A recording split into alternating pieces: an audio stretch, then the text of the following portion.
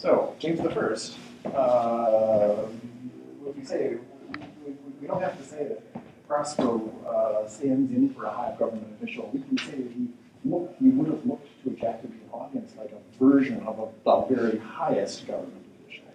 That is to say, James himself, who, by the way, was notoriously interested in magic, who liked to withhold himself from the public, unlike Elizabeth, who liked to believe that he could work through, that he could see things in political situations that no one else could, who liked to believe that he could operate through others while remaining reserved himself, had a very aloof style, who was whose political thinking tended towards absolutism. In other words, Prospero represents a particular style of governance that would have been very familiar to the audiences of Isis. Okay, so, yeah, but in other more specific ways in which the situation in the strategy letter is reflected in, let's say, the beginning of the play. What is it that you're exactly right? That Prospero comes in and recuperates the situation. But what is the situation as the play opens?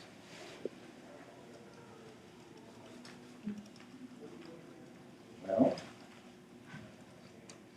what's the condition of the social hierarchy as the play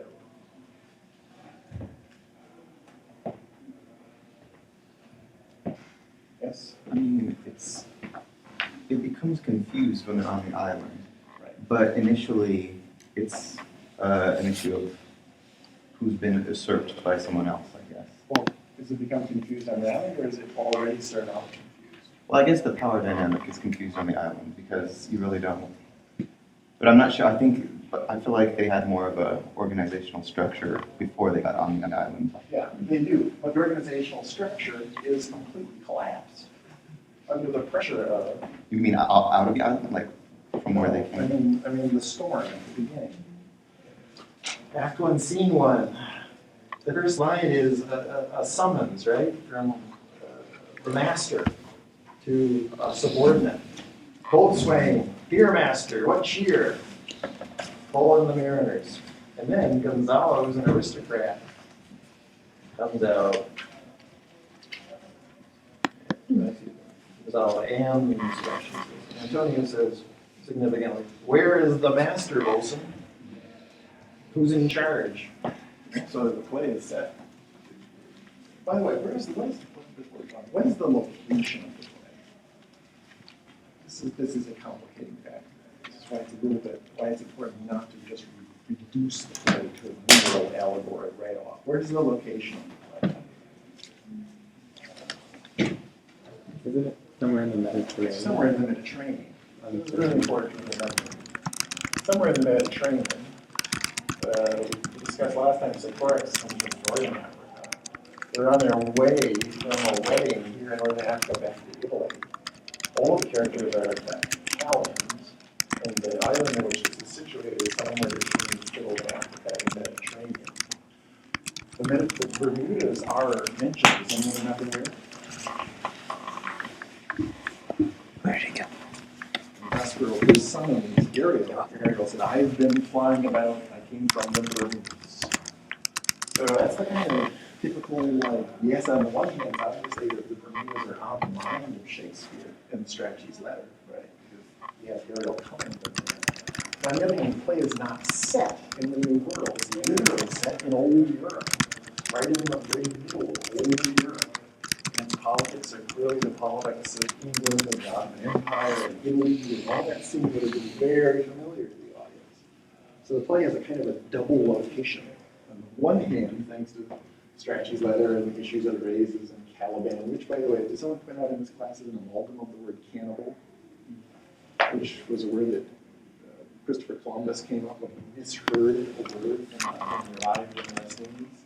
So all this means, so it's just thematically and by specific references, the figure of the play is asking you to direct your attention to the New World, but it's set.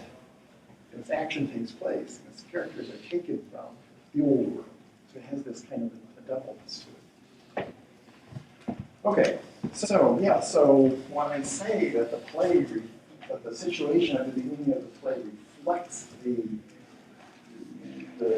strategies letter and what was going on in Bermuda. I mean, that's partly true, but that's like there's one text and then there's another text on top of it. Okay, let's just take the strategies letter text. What happened in the Bermuda party was that the people who did it supported and said, look, this is a whole new situation we're in. We don't need you, and we're going to rewrite the entire social script, and you can kiss my ass, right?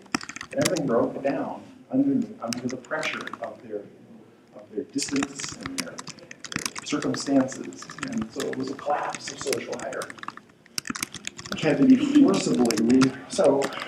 Really, the opening tempest refers to exactly this problem. You know? And Antonio says, where is the master? And the boatswain says, do you not hear him? And by him he means the storm. No masters now. You mar our labor. Keep your cabins. You do assist the storm. In other words, the ones who work, those are the ones who are in charge now. Not you, not just because of your aristocratic title. Nay, good depiction, both ways. When the sea is hence, what cares these roarers use the waves for the name of king? To cabins, silence, trouble us not.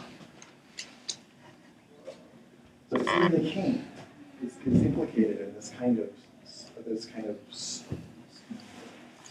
sudden skepticism about the very possibility of hierarchy. Even the king. I mean, this is a radical possibility. And then it's not a coincidence that Gonzalo, around line 30, says, stand fast, good faith, to his hanging, make the rope of his destiny our cable, for our own that little advantage. If he not be born to be hanged, our case is miserable. So there's there again, there's the rebellion, there's the hanging situation all there. Okay, so what you have suggested by the opening of the play and by the events of the Bermudas is that the New World, that England's entry into the New World suggests and really radical and disturbing possibilities. That once English people venture beyond their own shores to a much larger and alien globe, they could get so far from home and so distressed and so in such a predicament that the very fabric of English society is weakened and collapses. Right? And that would be a bad thing. And notice that. In the beginning of the play, ask the audience to think about what's likely to go on once England really does get seriously behind its colonialist ventures. And I know other people read it differently, but it seems to me that the opinion of that the point of view that Shakespeare articulates here is that colonial ventures are, for the most part, a really bad idea. They're not likely to turn out well. And you can see why Shakespeare would think that. He thinks that because his friends in the investment circles, including the Earl of Southampton, have passed on the straight sheet letter, because Shakespeare was an veteran believer in social hierarchy, because Shakespeare, in all sorts of ways, his life thinking about hierarchy and its implications. And here he presents a play in which people go to the New World and hierarchy falls apart in disastrous and dangerous fashion. That's one way in which the play is thinking about contemporary colonialism. And notice, despite what we said last time, Shakespeare does not seem to be getting behind a colonialist ideology. In fact, he seems to be very suspicious that anything like a legitimate ideology is going to be sustainable in the new world.